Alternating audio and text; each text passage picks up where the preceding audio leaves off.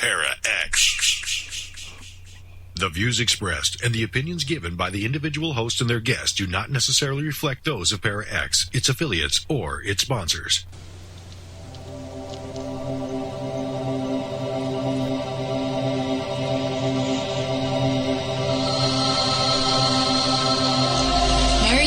Merry part, bright the cheeks and warm the heart. For tread the circle thrice about, to keep unwelcome spirits out. Bide within the law you must, in perfect love and perfect trust. Mind the threefold laws you should, 3 times bad and 3 times good. These 8 words the read fulfill, and ye harm none, do what ye will.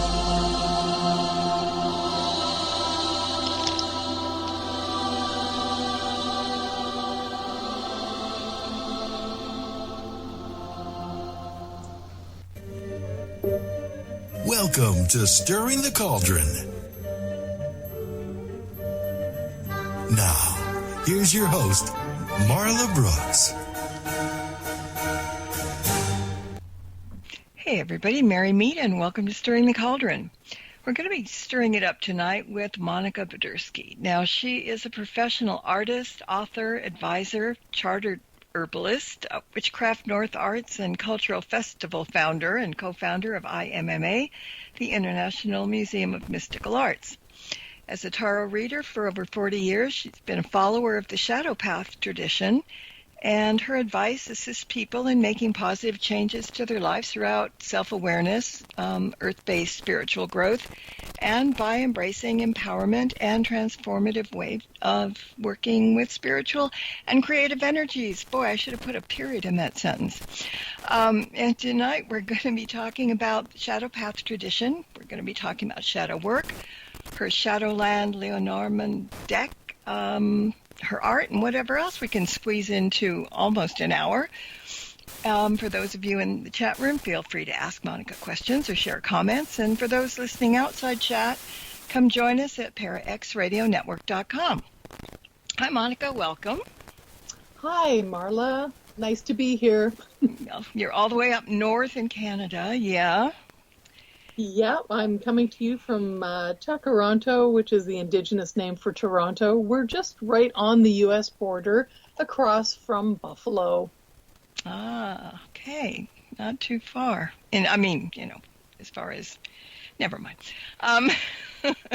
We've got really a lot to talk about tonight, and so I want to get started. I want to talk about the new deck, which is the Shadow Companion working deck that's going to be released shortly. But first off, tell us what the Lenormand tradition cards are, and then we'll talk about the deck itself. Oh, sure. This is actually from a game that came about in the late 1700s in Germany. And they were cards with little symbols, and it was kind of like a game of snakes and ladders. It was, a game in which you rolled the dice, moved your markers ahead or back. Depending on the card that you landed on, you'd either move forward or back because they were negative, positive, or neutral cards. And somehow those came into the court of Josephine with Mademoiselle Lenormand, who was, I guess you would call her a seer. She was an author, and she was the court seer for Napoleon and Josephine. And she used similar cards, apparently, to do some of her divination. And the name Lenormand became attached to this deck, even though it's contested whether she had these cards or not. A very well-known tarot authority, Mary Kay Greer, has done a lot of research with Lenormand cards in their beginnings, and she has made a connection to coffee cards that came from coffee houses, and they were symbols originally from coffee ground readings.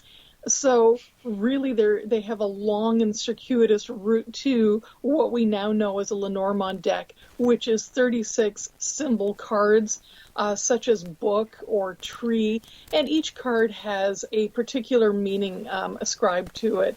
So basically, you put all 36 cards out, which it's known as the Grand Tableau, or the large setting or table, and you are reading the cards by proximity, as opposed to very specific spreads with tarot cards. So there is that difference in how they are read, but basically they also encompass archetypes and symbols. Yeah, because it kind of reminded me of a cross between an oracle deck and a tarot deck, because, with oracle decks, you create them and kind of have free reign of the cards, and we choose the meanings, and the tarot deck generally has the same four suits and cards, the arcanas, so, it kind of fit, like, right in the middle there. I mean, I'd heard about Lenormand decks a lot, but I just kind of never knew what they were, so this was kind of fascinating.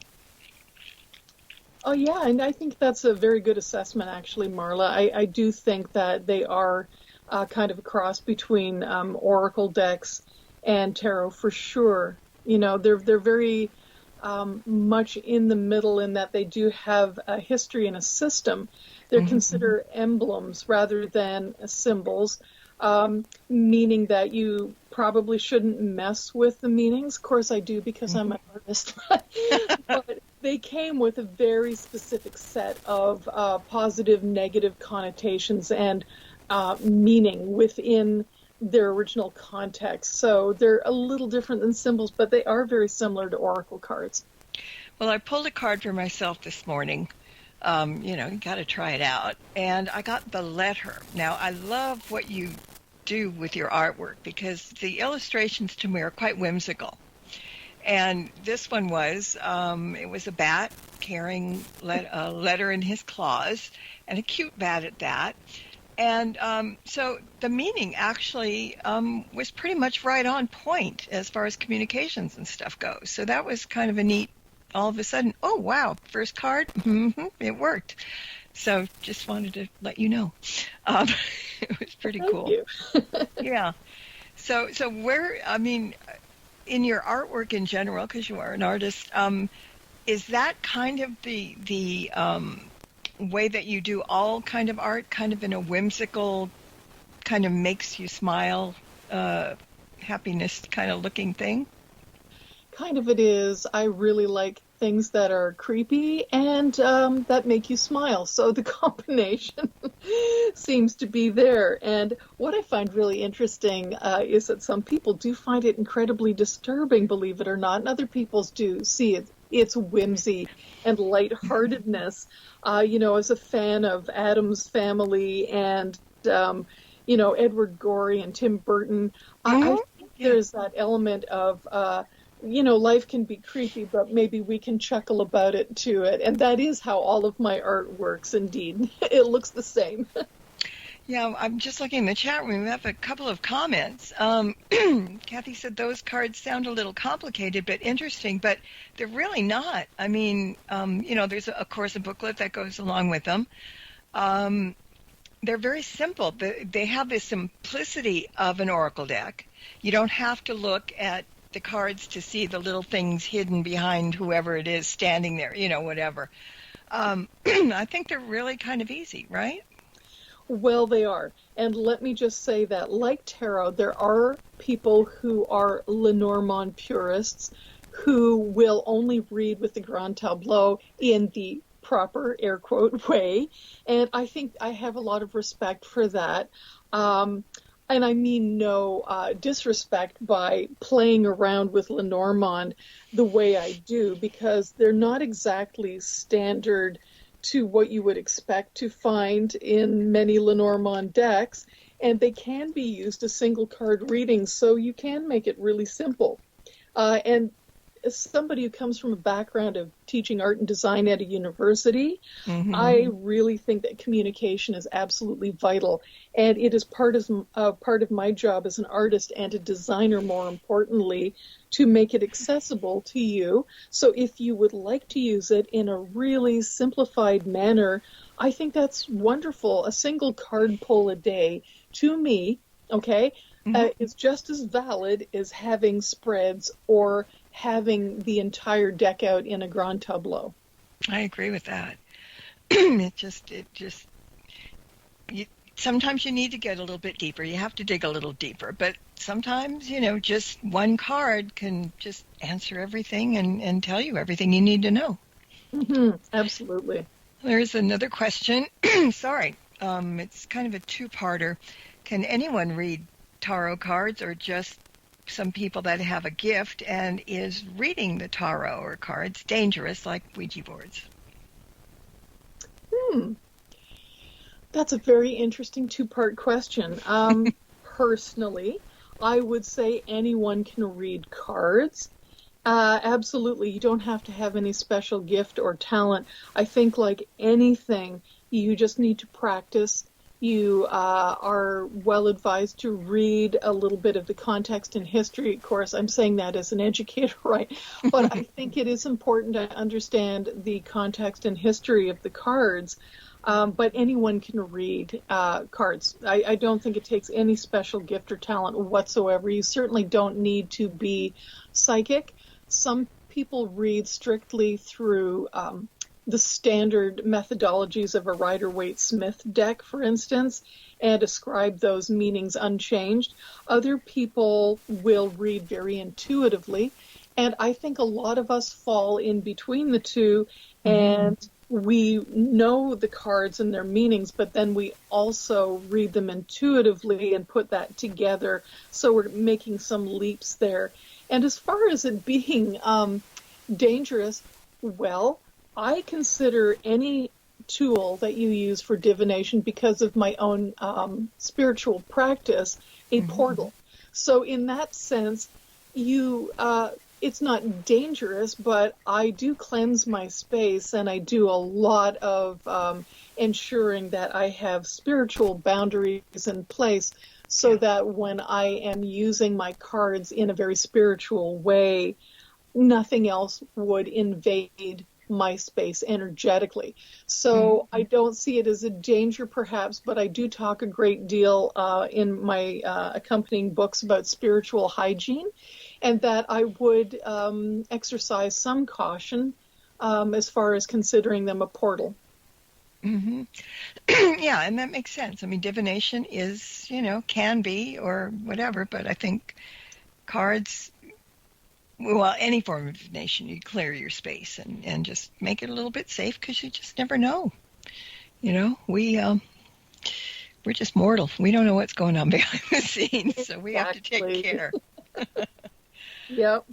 I got another question from the chat room. With so many different types of decks out there, how does one figure out which one is best for them?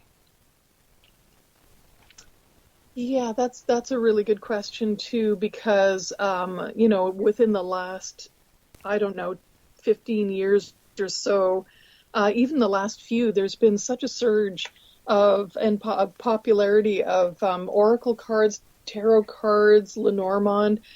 I think what you're drawn to as far as imagery is really important. Yeah. So when you're looking at the artwork first and foremost, you might be drawn to that. And I would pick a deck, because I'm a visual person, on the artwork. And I've also collected them for that reason. I think that's an important thing to do. Most people do deck walkthroughs now and show you a lot of the imagery, so you're not just stuck looking at a picture on the back of the box. And if you're clicking with that kind of imagery and you see yourself in it, I think that is a deck that would work most effectively for you. I wouldn't pick a deck just because I think it's pretty. I have to connect with it and relate to it. So relatability to me is really important.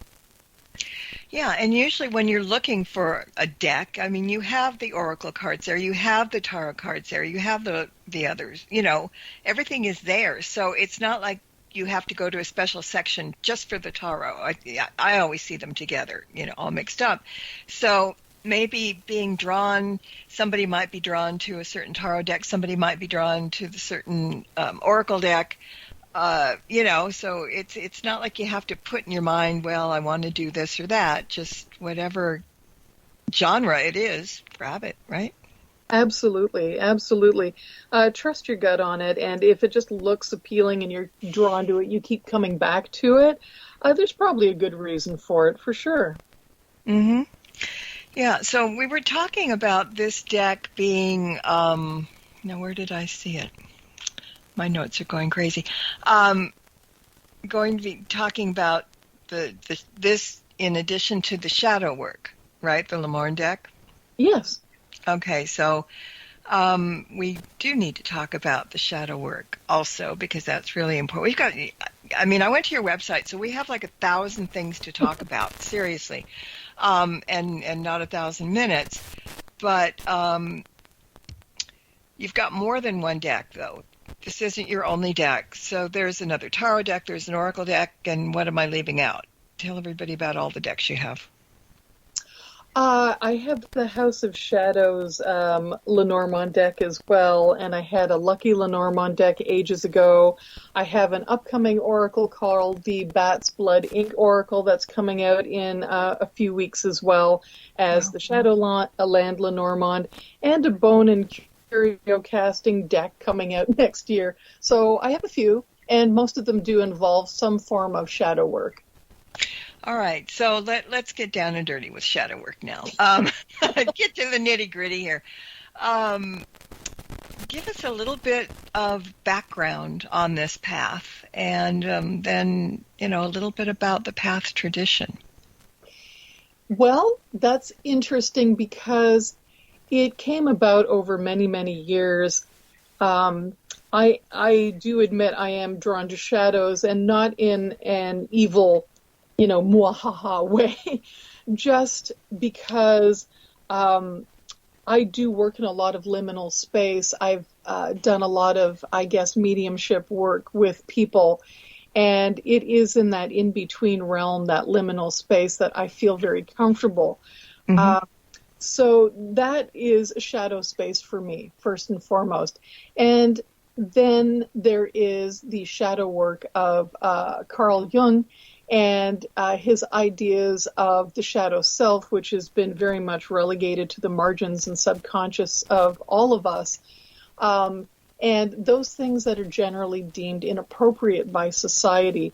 So often those are things that are out of any particular area's protocol or ideas of what you might say is proper. So if society is telling you that being a certain way, being a wild woman, and say sexually liberated is a horrible thing, you might suppress that part of yourself to the deep, dark shadows and deny that that is part of yourself. Jung's concern, of course, was that if we do this with a lot of different aspects, we're not really living as whole, integrated people, but very fragmented, and we're not living our lives to their fullest potential.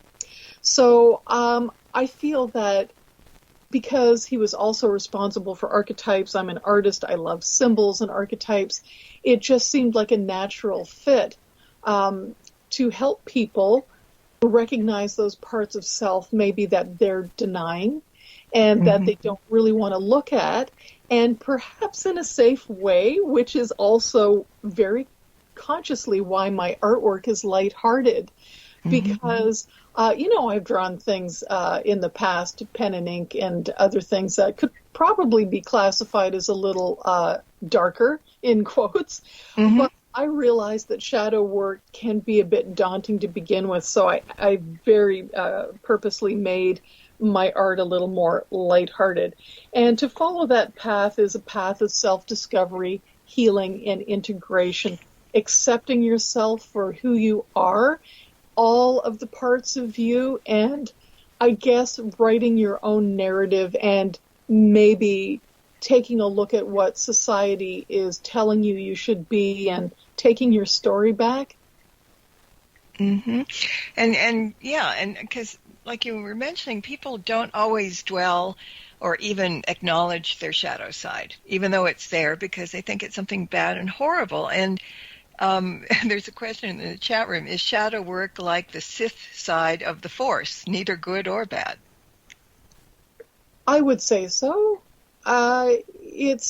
It's disturbing, though, I think, for a lot of people. Even our bright shadows, supposedly, which are aspects of ourselves that we may deny because, well, again, it's the same thing. Let's say you're your average guy and society tells you can't be sensitive. You might just deny your sensitivity, but is that a bad thing, being sensitive? No, it's the judgments or the binary from society of good and bad are being imposed. So yes, in a way, it is very neutral. Mm-hmm. And I want to mention that on your website, you offer a free quick start for shadow work. So this might be a good time to give out your website information to those who might want to download or print it out. Yeah, absolutely. Absolutely. So, if you can spell my first and last name, which can be tricky, I am monicabodirsky.com, and you can download that PDF so you can get started, and hopefully it will help you out with that. It's getting to know you better, I think, and that's kind of really important. And again, we don't always face up to what we think is wrong or bad or stupid or whatever. And so by not doing that, we're not exploring the whole self, right? Exactly. And I think the really important aspect there is we often project when we're not accepting those parts of self, we may inadvertently project them onto others, meaning, you know how that is. You might think somebody's, why are you so shy? You should get out there and speak up, when we think that we should be speaking up about something. So rather than admit that we're not, we would project that onto somebody else. And I think doing shadow work and accepting ourselves is incredibly healing, because we'll start to build empathy as well for other people. Do you know? We accept those parts of self, we'll start to accept them with other people and perhaps not be so judgmental either, Yeah, and, we cannot be judgmental on ourselves either, because that's the first thing that we do is, well, this is wrong and I'm stupid and I didn't get that, and this, I think, going into both sides, the shadow side and the regular side, is going to help that too, give you a little bit more confidence, giving you maybe more understanding that not everything is black and white, things are gray, and that's always a good place to be, because that's where the possibilities are. Exactly, and that's what we need to understand with that binary of judgment, that, that is just a perspective. Don't beat yourself up for being a certain way because society says that's not ideal. Those are the internalized issues. Everything is shades of gray, and it's the quick and easy way to relegate us to good or bad. And we do it to ourselves, and we should be kind to ourselves, for sure. Yeah, easier said than done on that one. Let's talk a little bit about shadow work, because some people will think, it's what we're talking about the self-image and looking at the shadow side. But somebody in the chat room just said, is that witchcraft, shadow work? No. It's actually what trained psychiatrists work with their patients. Carl Jung was a contemporary of Sigmund Freud. And he was a psychiatrist, and his life was dedicated to helping people through psychological issues. So shadow work can be used by witches, but if you engage in shadow work, you haven't become a witch. Some people are so afraid of that, and it's not a bad thing, but I digress. No. Yeah, it's just really kind of interesting that people form certain stereotypical things, and shadow is always negative and stuff. And if you say Shadowland, shadow work, people are going to think that's totally the left-hand path, and not to stay away, get away from there kind of thing, right? Right. Take a look at the art and you will see it is not so frightening. And you were asking specifically about the shadow path tradition. That is part of my practice and my spiritual practice. And you can see that it is, if you look at my website description, it's a syncretic path, and it's a contemporary tradition that I started. And yes, it does have pagan beliefs and practices. And it is familial, spiritual, and artistic gifts that I have. But there is nothing negative within that. There is no, I'm not acting against any other religion or spirituality. I respect all spiritualities. Mm-hmm. It's just that I have a different path that I follow. It's a very positive one, I believe. Ancestors are venerated, which is a sign of respect. Yes. I think creativity is sacred. Everyone on this earth walk is equal and should be given equal opportunities. You don't need to believe in any particular deities. That's up to you.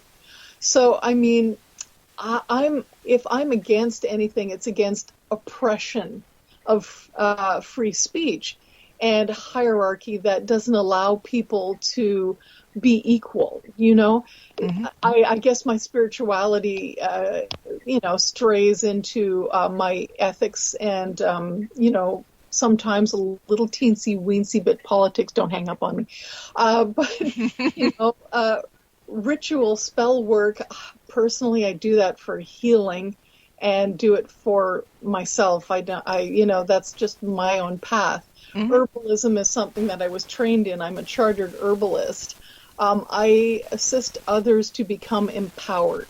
So rather than tell them the way they should be, I prefer to offer them tools that will help them become who they want to be, whatever that is, without judgment. So that's a very different thing. There's no dogma in my path. There's no you have to do this or this will happen. Like it's pretty open. It's kind of hippie witchcraft. That's a good thing. Mm-hmm. Yeah, and it makes a lot of sense. I mean, what you're saying now is very pagan. Like, there's when you're talking about certain things, I'm thinking, Wicca, and then you're talking about something else, and I'm thinking another path. And some of us are on an eclectic path. Some of us are, it's hard to put yourself. Well, Wiccans will call themselves Wiccans, and others will call themselves that. But I kind of think I'm like a mix of a lot of things. You take the best of different things and put it together, and you can't go wrong, I don't think. I think that's absolutely correct. And I just, for my own personal self, I'm not judging anyone who calls themselves eclectic. I just make the distinction that I am syncretic, which is a difference in that I'm not just picking and choosing so much as following a lot of my familial traditions. Mm-hmm. And there's a bit of a difference because I understand that appropriation is a sensitive issue for many people. So I just want to make the distinction that I am, following a syncretic path. Okay. Now I've got another question from the chat room. We're going to go back to tarot for a second, and then I've got a couple other things for you. But he wants to know, what advice do you have for someone who wants to get into tarot readings? The advice I give, I would say find a deck that is fairly straightforward. I often, when I teach tarot, I suggest people start with a very simple Rider-Waite-Smith deck, which is kind of the standard. It has been since about 1910 when it was created. And the reason I suggest that is, being an artist, I know how creative people get. We tend to stray far and wide, which is really good on the one hand, but you won't be able to transfer some things you learn from very particular decks to all decks. So if you start with a standard Rider-Waite Smith deck and you take lessons, I would suggest. It's difficult with a number of, there's good books out there too, like Mary Kate Greer and Rachel Pollack. But I would also take lessons and be really patient. Don't try to memorize the book, but pull a card and look at the symbols in the card and understand the different elements that are involved with the suits. Take your time. There's a lot of cards. I know I drew them all. So you need to really take your time and almost experience each of the cards. I think the issue with most people is they think they can learn it in an hour or, you can do this in 10 minutes. And it's you can, but you won't be doing it really well. So you might want to take your time and really slow it down and just say, I'm just going to pull a card every day. I'm going to look at it. I'm going to sit with it. Be patient and look up the meaning, look up keywords. Don't memorize it, but see maybe at the end of the day, because I pull them in the morning, maybe check in at the end of the day and see what happened that correlates with that card. So you're making an association to your lived experience. That is a way that we're taught at university to teach people that you're applying it right away to your lived experience. And that will help your memory much more than trying to memorize anything. Good advice. Really good advice. And like you said, don't expect to do it in 5 minutes. I mean, I've been doing it for years and still learning. So that's the good thing. Now let's talk a little bit about some of the services you have to offer, like readings and Witch Life coaching. But I want to start with the readings because yours are a bit different than others. You said that you prefer not to do predictive readings. And I think most people who want readings want to know what's coming up. So let's talk a little bit about that. Yeah, I think there's maybe I wasn't nuanced enough in my language usage. I think I do a form of predictive reading, but kind of by implication, there are a lot of people who will just say what will happen 2 days from now. And I won't turn over a card and say you'll get hit by a bus. What would occur is I would ask you, what are the choices? With an open-ended question, I would say, somebody would ask, if I apply for this job, what will happen? If I don't apply for this job and stay in my current job, what will occur? So you have a choice. You're a very active participant in this. You're not passively watching your destiny unfold.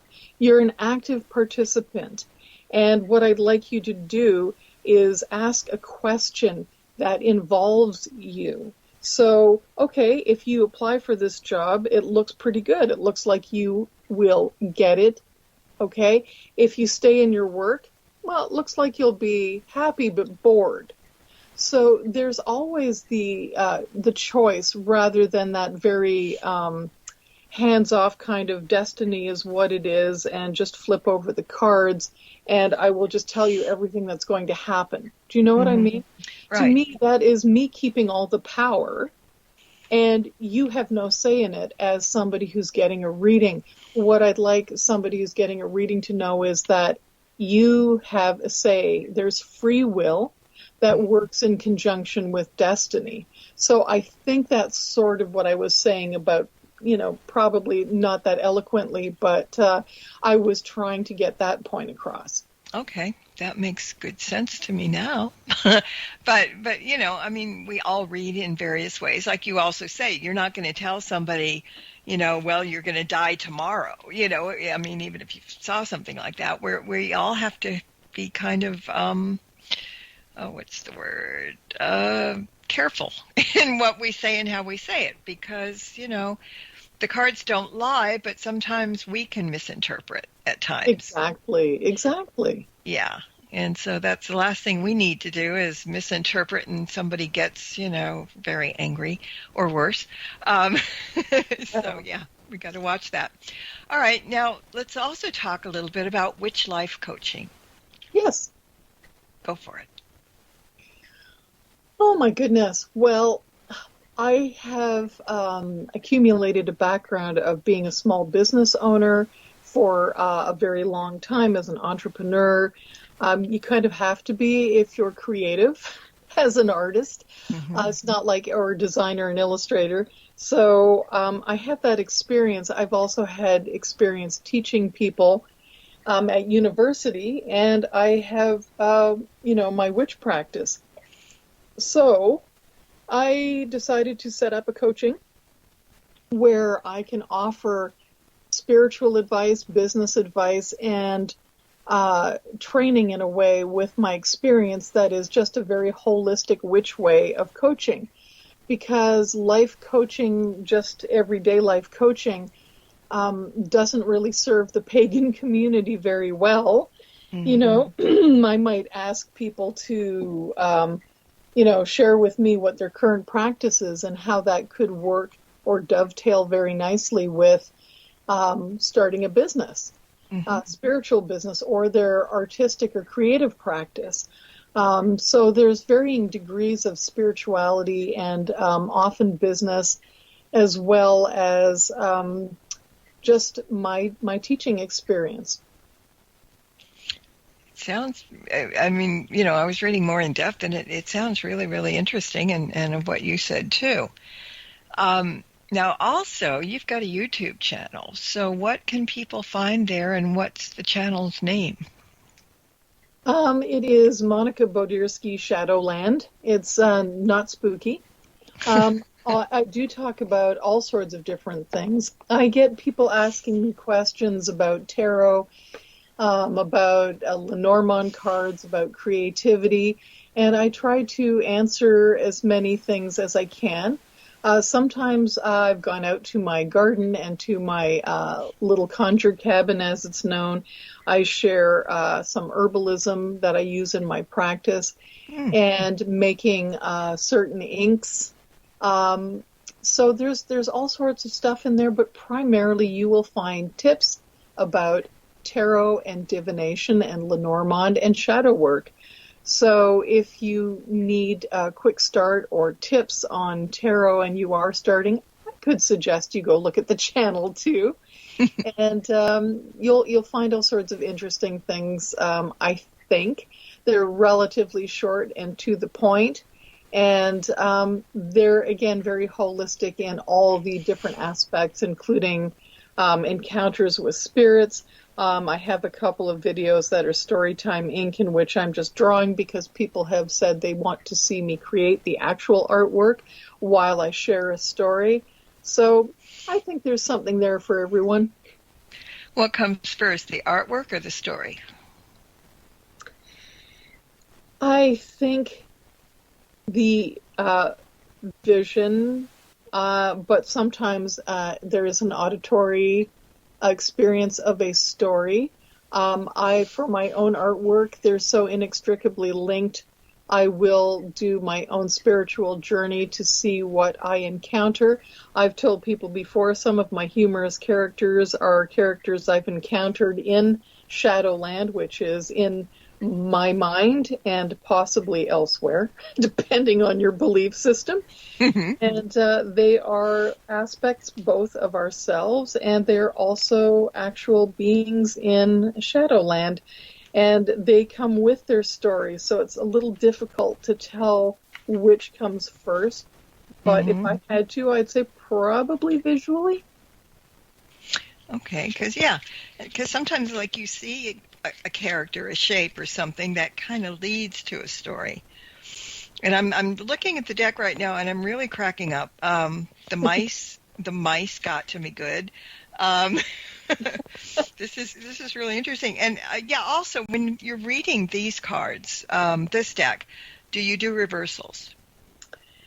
I don't. I don't use reversals. And, the same reason that you and I were talking before about shades of gray, I think that every card has a shadow aspect or a hidden aspect, potentially what we would read as positive and potentially what we would read as negative.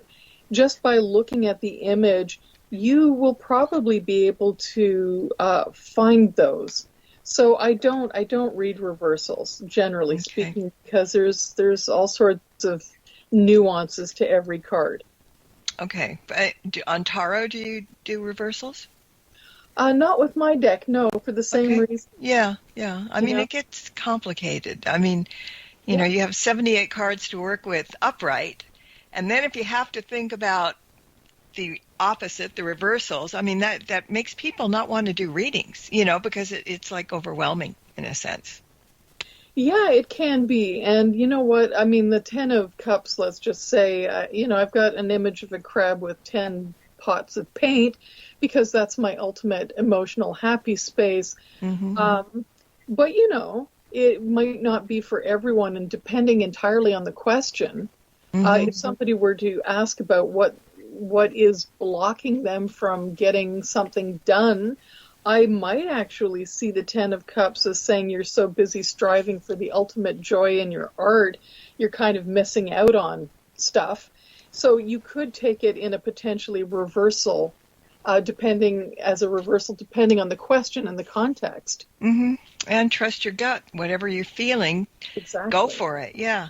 And okay, we're going to have to run in a couple of minutes. So, but I do want to say that Schiffer did it again with this box. I love Schiffer boxes. And this is one I've never seen before. And it took me a minute. It was too easy to figure out how to open it. So, right? Yeah, I just, every so often they come out with the neatest box. And the deck has beautiful gold all around it. So that's really nice. And the booklet is there for anybody, you know, you just take a look. You get the keywords, the shadow, the message, and then you also have reflection questions for each card. So, and anybody can do it, seriously.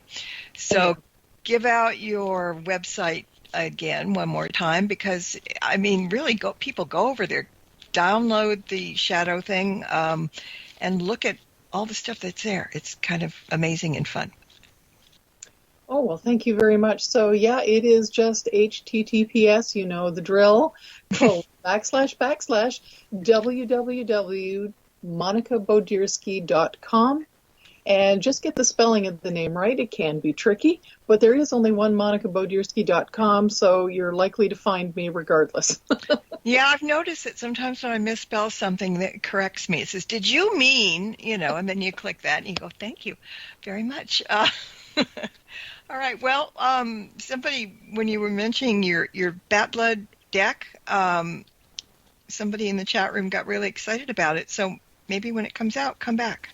Oh, you know what? You can already pre-order. I just got flooded with pre-orders because I posted it in my shop. So if you'd like to go to my shop and pre-order, you will be one of the first lucky people to get one mailed out to you. Oh, very cool. And one really quick thing, I've got to talk really fast. When people shop at your on your website, you have one tree planted. You want to, like in 30 seconds, explain what that is?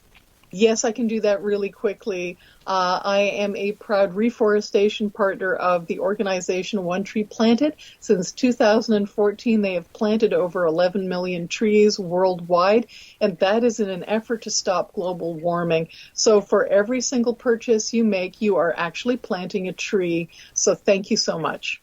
Oh, that's great. Well, thank you for visiting with us tonight, and hopefully, again, you will come back sometime. And let's thank everybody for listening in as well, whether you're live or on podcast as it goes.